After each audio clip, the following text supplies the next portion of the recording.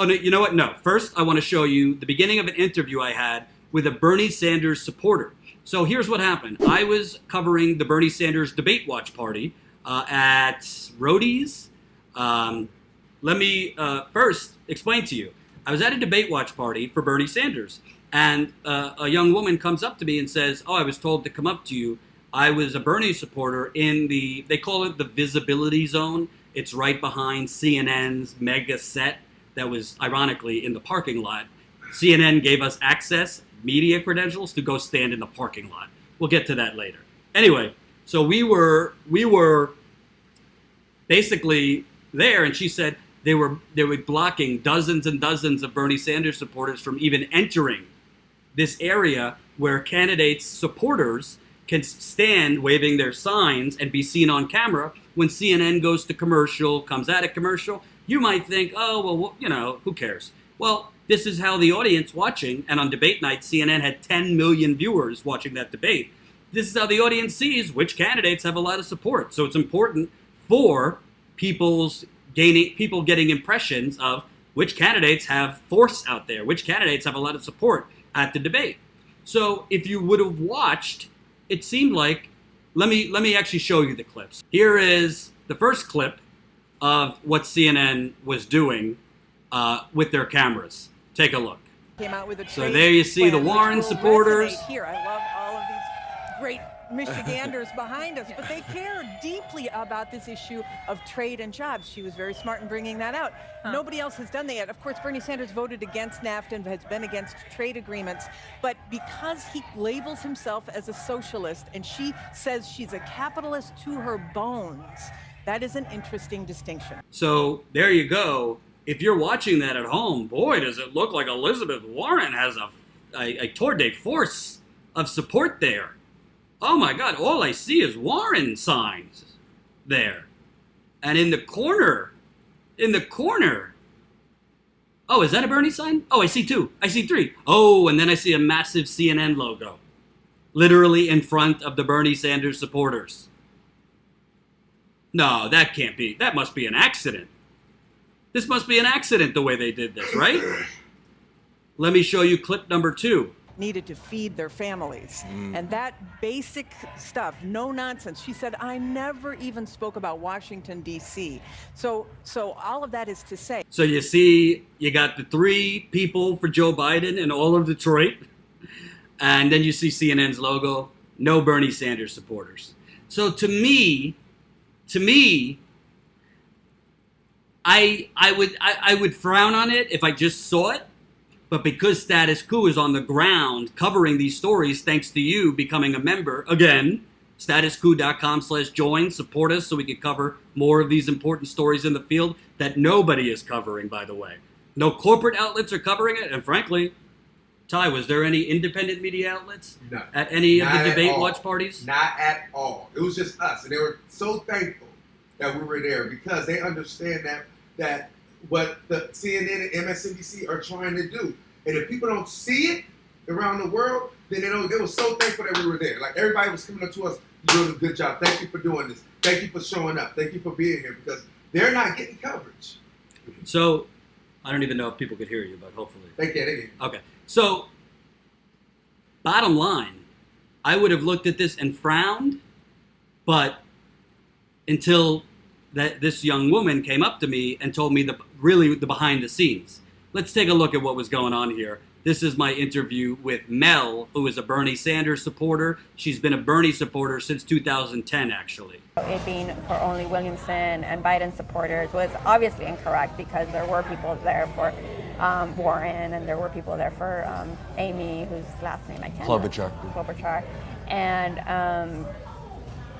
And so we were all standing in the little corner of the parking lot, and there weren't that many people in there. So there was no question of it's packed. There were very few people.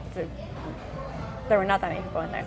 And so, we're all in the corner right behind the stage where the anchors were, and it was a group of Williamson supporters, a group of Warren supporters, like 2 people for Biden, and then us. And at the peak of we probably got about 15, 20 Bernie people to finally get in. So there was about 15 of us.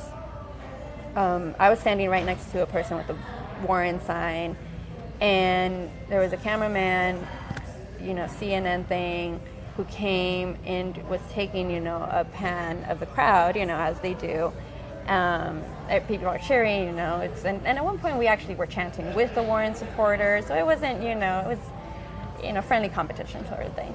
And so they're panning, they got the Williamson supporters, they got the Warren supporters, they get to where we are. I was the first person right next to the Warren supporter, and he stopped and walked away. And when one of our people called him out and said, "Hey, we all saw what you just did. You have to show equal representation." He did that. No vote, no verbal response, just shrug, walk away. So that was Mel, who is a Bernie Sanders supporter since 2010, who was one of the supporters who, police were literally obstructing them from entering this area where other candidate supporters were having no problem at all entering. Elizabeth Warren supporters could come on in and out as they wish. Same thing with Marianne Williamson. Same thing with the 3 people there for Joe Biden. But Bernie supporters were being told by police, this according to Mel and at least 5 or 6 other Bernie supporters who confirmed this for me, they were being told you can't come in with that Bernie shirt. You can't come in with that with a sign. It's too big. Some people told me they only got in because they didn't have a Bernie shirt on. So what? And some people told me that they were literally being told by police, you can't come in this way. Go to that corner, only to go to that corner and realize it's barricaded. So they were being sent on wild goose chases by police. And when some Bernie supporters said to the police, "Why are you giving us such a hard time? Here's the email from the campaign telling us to come here. Why is it that these candidate supporters are being allowed in no problem?" What were they told? And I quote, "Take it up with CNN." Well, why would the police be saying, take it up with CNN? That kind of gives me the impression that the police are just doing what they were told by CNN. What's remarkable about this? Usually corporate media suppression is a little bit, I don't want to say subtle, but it's not as like blinking red lights obvious. Like when you're doing this, and I'm going to show you one more time, folks, so you can see it. She says she's a capitalist to her bones. That is an interesting distinction. So that's a professional cameraman. CNN has some of the best camera people in the business. I used to work at MSNBC, Fox. These are not like kids out of college doing their camera. They are making the choice to focus and zoom in on Elizabeth Warren supporters, who, by the way, what I was told by the Bernie supporters, that they weren't allowed to bring in signs that were big, but Elizabeth Warren's supporters were allowed to be bringing in big signs. We just showed you that on screen. You see Elizabeth Warren supporters with the big signs prominently featured right in the front of CNN's little, cheering section, which, by the way, they showed probably 10 to 15 times going in and out of commercial for hours. What does that do but manufacture an image? It's Elizabeth Warren. It has the mojo here. Elizabeth Warren has totally taken over for Bernie Sanders. There's no Bernie supporters here. Meanwhile, there was a Green New Deal march down the street, which Ty covered because I had thrown out my back, so I went to ice my back at the hotel. There was, how many people there? About 100 to 200? Oh, yeah, no. It was more than that. It was full. It was like, couple hundred people? Talking about the Green New Deal thing? It was like maybe 5. It was full. It was you only could see what I was showing you, but in the back, it was really full. It was a big park. Because I was told by several people that those people from the Green New Deal march, it was in a park, and then they marched to the debate, where the debate is, and this very area, and they were trying to come into this visibility zone, and they were being blocked. The only candidate supporters who was being blocked was Bernie Sanders supporters. So there's many different forms of rigging an election, right? And those of you who were at the Democratic National Committee in Philadelphia, you know exactly what I'm talking about. There's purging voters off the rolls. We saw that in 2016. There's closing down polling stations so people can't vote. People can't wait on lines because you're shrinking the amount of polling sites they are. This happened in Rhode Island and Arizona and many other places. They're sending out in the mail very dishonest and deceiving mailers to confuse people.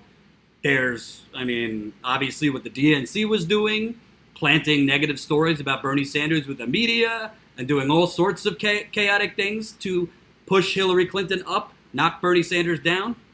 But the everyday 24/7 rigging in the media is just as important as these other things. Because what goes on in the media, and I want to reference something that happened in 2016 and compare it to what we're seeing right in front of our eyes.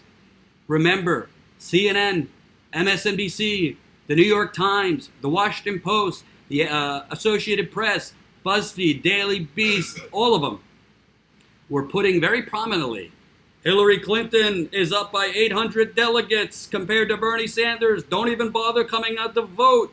She's so far ahead. Bernie has no chance. They were lumping the super delegates with the regular pledge delegates. As we know, the super delegates didn't mean a damn thing.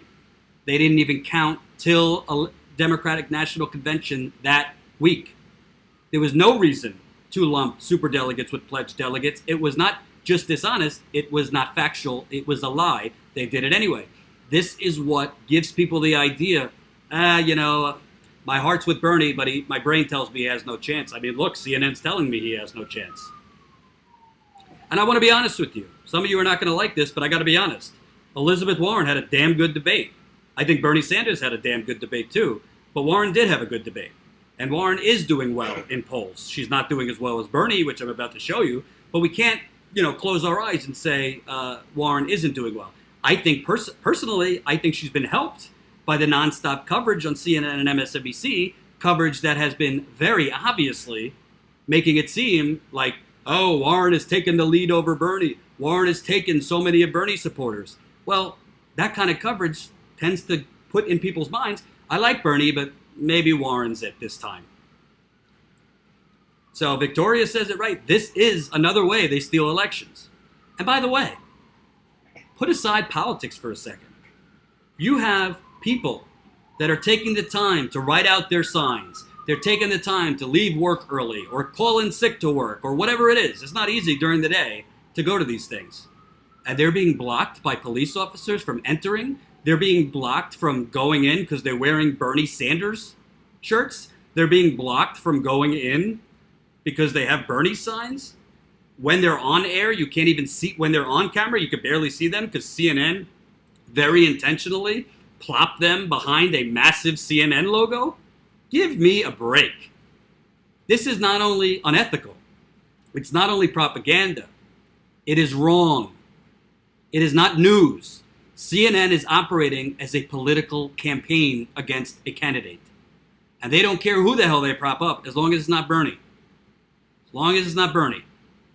Hope you enjoyed that last video. Hop on over to statuscoup.com where you can sign up for our email list and become a member for as low as $5 to $10 a month. Membership is how we grow. That's statuscoup.com/join. And remember, join our email list so we can grow the revolution with you.